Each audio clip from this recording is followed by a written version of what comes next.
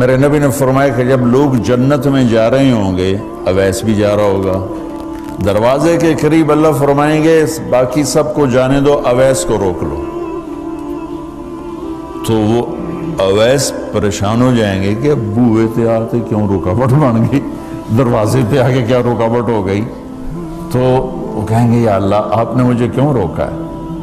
تو اللہ تعالیٰ فرمائیں گے پیچھے دیکھو، پیچھے دیکھیں گے تو جہنم کے لوگ کھڑے ہوں گے، مجرم۔ کہیں گے اویس تو نے مجھے خوش کیا ماں کی خدمت کر۔ کیا کہا؟ ماں کی خدمت کر کے۔ جو بیچاری مائیں ذلیل ہو رہی ہیں، یہاں زیادہ ہوتی ہیں، پاکستان میں کم ہوتی، پر ہوتی وہاں بھی ہیں۔ اسی سفر میں کتنی ماؤں کے اتنے پرچے آئے کہ میرا بیٹا شراب پیتا اور پھر مجھے گالیاں نکالتا۔ بھر گئے میری جیبیں پرچوں سے، کیونکہ مستورات بھی بیان میں آتی تھی، تو ہر بیان میں کوئی نہ کوئی پرچہ آیا کہ میرا بچہ مجھے گالیاں نکالتا ہے، شراب پیتا ہے، زنا کرتا ہے، پھر مجھے گالیاں نکالتا ہے۔ تو یہاں زیادہ ذلیل ہیں، ہمارے ہاں بھی کوئی کم ذلیل نہیں ہے۔ کوئی قسمت والی ماں ہے جس کو فرما بردار اولاد ملتی ہے، تو اللہ فرمائیں گے اویس تو نے مجھے بہت خوش کیا ماں کی خدمت۔ دیکھیے جہنم کے لوگ کھڑے ہیں، تو انگلی کا اشارہ کرتا جا، اللہ جدھر جدھر تیری انگلی کا اشارہ ہوگا ادھر ادھر لوگوں کو جہنم سے نکال کے جنت میں ڈال دوں۔ آج میں تیری توفیل لاکھوں آدمیوں کو جنت میں پہنچاؤں گا۔ عدد ربیہ و مدر، لاکھوں کا لفظ نہیں آتا، ربیہ و مدر عرب کے دو قبیلے اپنی تعداد میں سب سے زیادہ تھے۔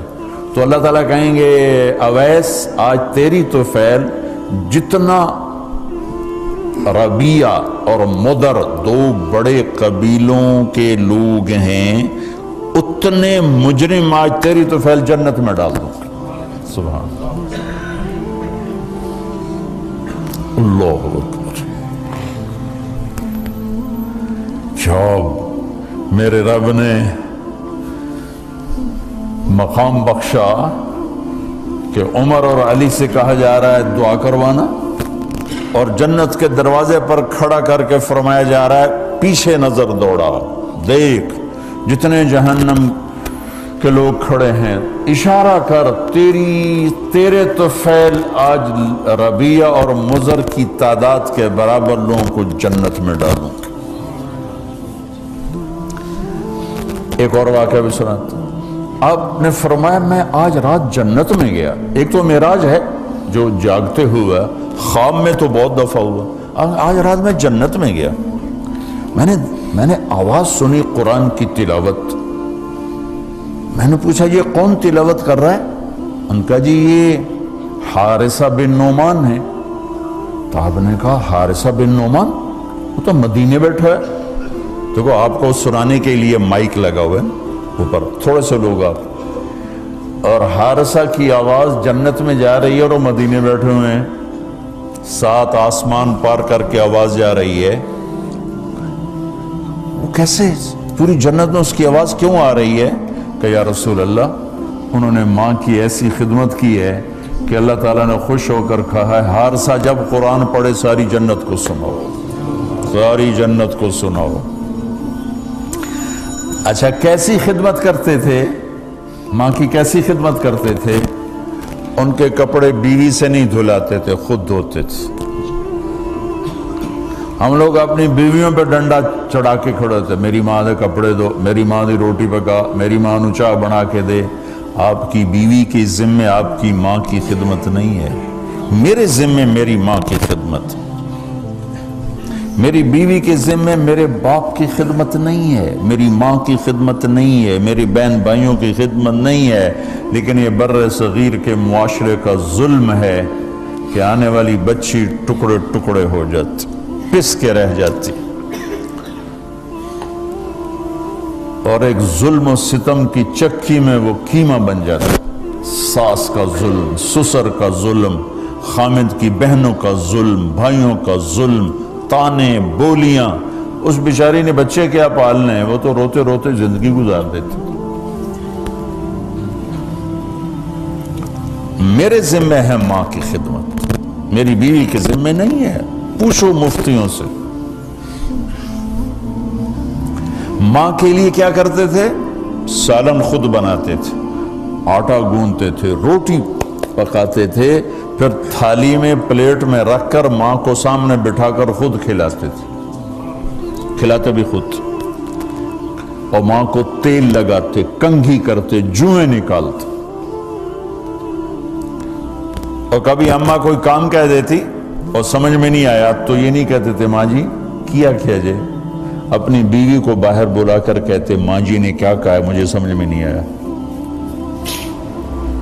ایک دفعہ موسیٰ علیہ السلام نے پوچھا یا اللہ میرا جنت کا ساتھی کون ہے؟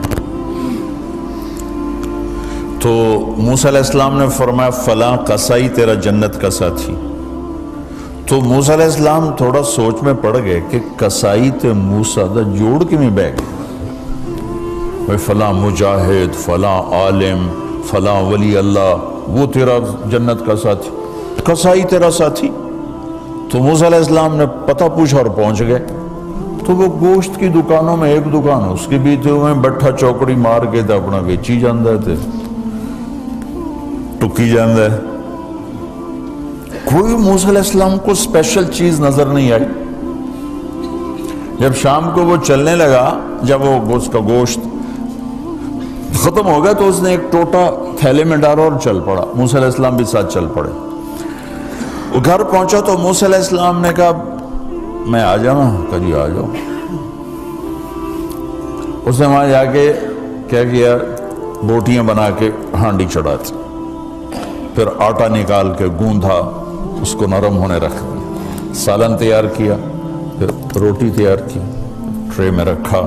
ایک عورت اس طرح پڑی تھی، اس کو جا کے ہلایا، ماں جی، آنکھ کھولی، ایک ہاتھ سے اٹھایا، سہارا دیا، دوسرے ہاتھ سے نوالے بنا بنا کے کھلاتا رہا، کھلاتا رہا، کھلاتا رہا۔ تو اس نے یوں سر ہلایا کہ مطلب میری بس۔ تو اس کا منہ صاف کیا اور اس کو سہارا دے کے لٹانے لگا تو کچھ بڑبڑائی۔ موسیٰ علیہ السلام ذرا فاصلے پر تھے، سن نہیں سکے کیا کہا۔ موسیٰ علیہ السلام نے فرمایا میرے بھائی یہ کون ہے؟ کہا جی میری ماں ہے، اور میں جب صبح جاتا ہوں نا کام پر تو اس کے سارے خدمت کر کے روٹی پانی کھلا پلا پھر میں جاتا ہوں، پھر جب شام کو واپس آتا ہوں تو پہلے میں اس کی یہ خدمت کرتا ہوں۔ بیوی سے نہیں کہا، خود کیا۔ ہم اپنی بیویوں کو کتنا ذلیل کرتے ہیں، اور 99% جو ساس ہے وہ نیگیٹو ہے اور ظالم ہے۔ 99% ساس نیگیٹو ہے اور ظالم ہے، اور ہمارے بچوں کو ہوش نہیں کہ میری ماں ہے، میری ماں ہے۔ ماں کی وجہ سے بیوی کو تباہ نہ کرو، اور بیوی کی وجہ سے ماں کو تباہ نہ کرو، اس میں بیلنس کرو۔ بیوی کے عشق میں ماں باپ ذلیل نہ ہو، اور ماں باپ کے عدم میں بیوی ذلیل نہ ہو۔ یہ دونوں نوحے میں سن رہا ہوں، اس لیے بول رہا ہوں، دکھ سے بول رہا ہوں۔ کہا جی میں شام کو پھر اس کی خدمت کرتا ہوں، اب بچوں کو بعد میں دیکھتا ہوں۔ کہا اچھا یہ بتا یہ کیا کہہ رہی تھی؟ لٹا رہے تھے۔ کہنے لگا جی بس ماں جو ہوئی جب بھی خدمت کرتا ہوں تو کہتی اللہ تجھے جنت میں موسیٰ کا ساتھی بنا۔ میں تو جی کمی کسائی تے او موسیٰ کلیم، میرا دا کی جوڑ ہے۔ میں کہا پترا تیرا جوڑ بنا چھڑے تیری ماں۔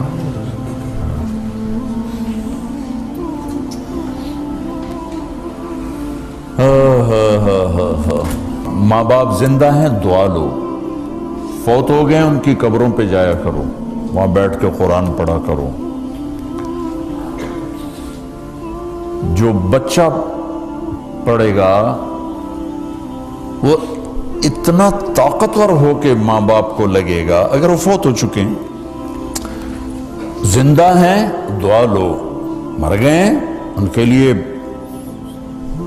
ان کی قبر پہ نہیں جا سکتے ہو، یہاں کی زندگی بہت تیز ہے، کبھی تو جایا کرو، کسی ویکنڈ پہ چلے جایا کرو، کسی اتوار پہ چلے جایا کرو، کسی ہفتے کو چلے جایا کرو، مہینے بعد، 2 مہینے بعد، سال میں 1 دفعہ سے، کہ یہ ان کا حق ہے، ان کا حق ہے۔